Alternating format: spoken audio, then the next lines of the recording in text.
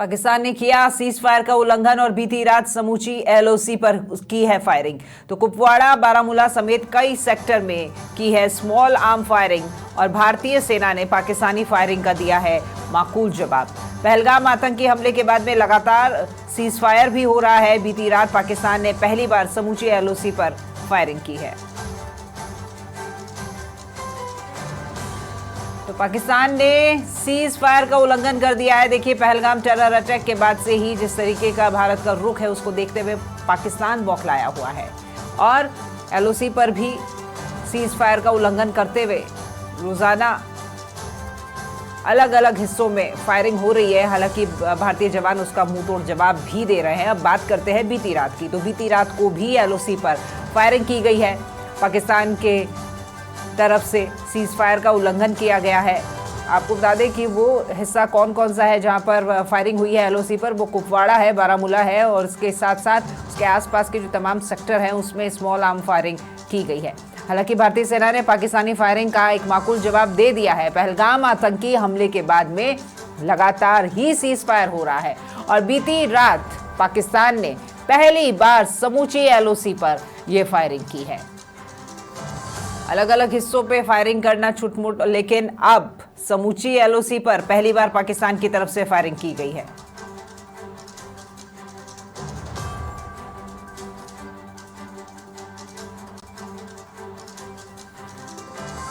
तो कुपवाड़ा, बारामूला समेत कई सेक्टर्स में स्मॉल आर्म फायरिंग की है। ज्यादा जानकारी लेते हैं, वरिष्ठ सहयोगी रवि बिश्नोई हमारे साथ में जुड़ गए हैं। रवि जी, बौखला गया है पाकिस्तान, क्योंकि जिस तरह के कड़े फैसले भारत की तरफ से लिए जा रहे हैं और जो सुरक्षा व्यवस्था और ज्यादा मजबूत है और उसका नजारा दिख भी रहा है, शायद उसी बौखलाहट में ये फायरिंग हो रही है, सीज फायर का उल्लंघन कर रहा है पाक। बिल्कुल, इस बात में कोई दो राय नहीं है कि पहलगाम हमले के बाद में जिस तरह से भारत ने कूटनीतिक प्रयास तेज किए हैं और पाकिस्तान पर जो अंतर्राष्ट्रीय दबाव बना है उसके बाद में पाकिस्तान के हिस्से में सिर्फ सीज फायर का उल्लंघन करना ही रह गया है। देखिए, बीती रात को पहली बार ऐसा हुआ है कि समूची एलओसी लाइन वहां पर पाकिस्तान के द्वारा फायरिंग की गई है। अभी बीते 12-11 दिनों से हो ये रहा था कि वो एक सेक्टर के भीतर फायरिंग खोलते थे और उसका भारतीय सेना माकूल जवाब थी। परंतु बीती रात को मिनिस्ट्री ऑफ डिफेंस की तरफ से प्रेस नोट जारी किया गया है कि पाकिस्तान ने लगातार समूची एलओसी पर जिसमें कुपवाड़ा है, बारामूला, राजौरी, मंडेर, नौशेरा, सुंदरबनी और अखनूर सेक्टर, ये जो 7 सेक्टर हैं, इन समूचे 7 सेक्टरों के भीतर पाकिस्तान की तरफ से स्मॉल आर्म फायरिंग जो है वो की गई है और उसका भारतीय सेना के द्वारा माकूल जवाब दिया गया है। फिलहाल पाकिस्तान की तरफ से रुक रुक कर फायरिंग की घटनाएं समूची एलओसी पर हो रही है और कहीं न कहीं से उकसावे वाली जो बात है वो मानी जाती है एलओसी के ऊपर और उसका जवाब भारतीय सैनिकों के द्वारा बखूबी दिया जा रहा है। पाकिस्तान सोच रहा था रवि जी, अब देखें पाकिस्तान की तरफ से कि भारत कुछ ना कुछ तो कार्रवाई करेगा, क्योंकि पहले तो है जो है सर्जिकल स्ट्राइक की थी, फिर एयर स्ट्राइक की थी बालाकोट की। तो पाकिस्तान को उम्मीद थी कि अब भारत बहुत जल्द ही कुछ करने वाला है। शायद अभी जो समय बीत रहा है उसमें कुछ भारत की तरफ से पहल देखी नहीं गई है। उसी बौखलाहट में इस तरह की स्थितियां, और राजस्थान के बॉर्डर को लेकर के भी जानकारी दीजिएगा।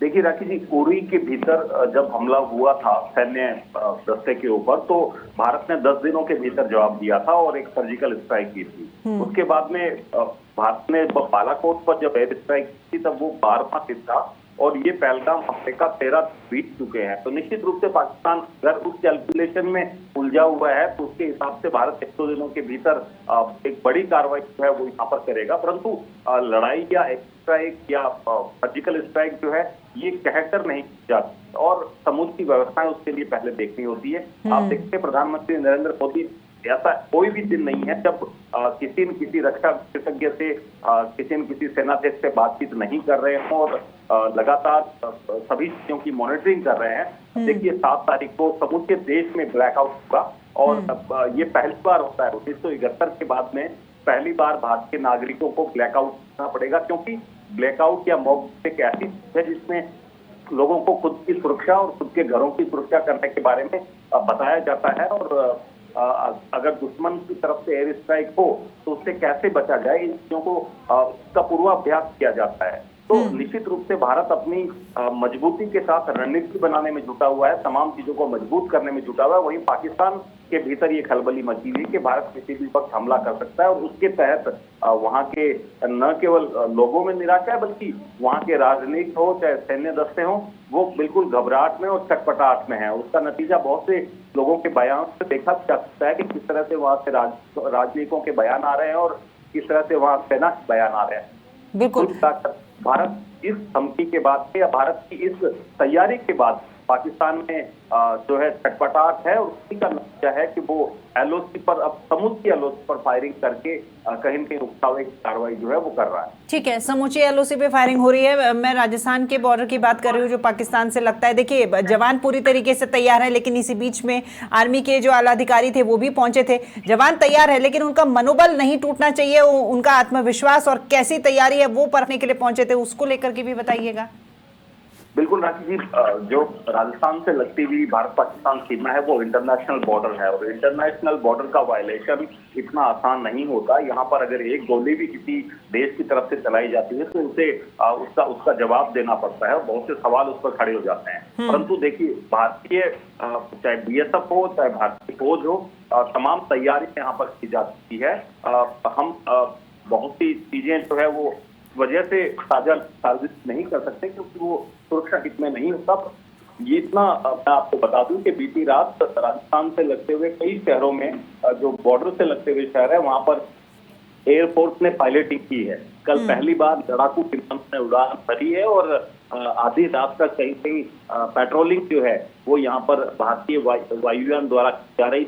वहीं दूसरी तरफ प्रशासन के द्वारा भी एहतियातन कदम उठाए जा रहे हैं। ड्रोन पर पूरी तरह से पाबंदी लगा दी गई है। किसी भी तरह के ड्रोन की उड़ान को लेकर अब जो है पूर्व अनुमति जिला प्रशासन से लेनी पड़ेगी अगर कोई आवश्यक हो तो, अन्यथा तमाम तरह के जो ड्रोन एक्टिविटीज हैं, मानव रहित विमान है, चाहे वो शादी ब्याह के हों, चाहे आप किसी फंक्शन के ले लीजिए, ड्रोन के द्वारा जो शूटिंग की जाती है, तो वो तमाम एक्टिविटीज पर अब प्रतिबंध लग चुका है। और जिला कलेक्टर श्री गंगानगर ने और एसपी गौरव यादव ने कल रात को ही ये आदेश निकाले हैं कि अब समूचे श्री गंगानगर जिले में ड्रोन की एक्टिविटीज जो है वो नहीं होगी और अगर ऐसा कोई करता है तो उस पर जो है कानूनी कार्रवाई की जाएगी।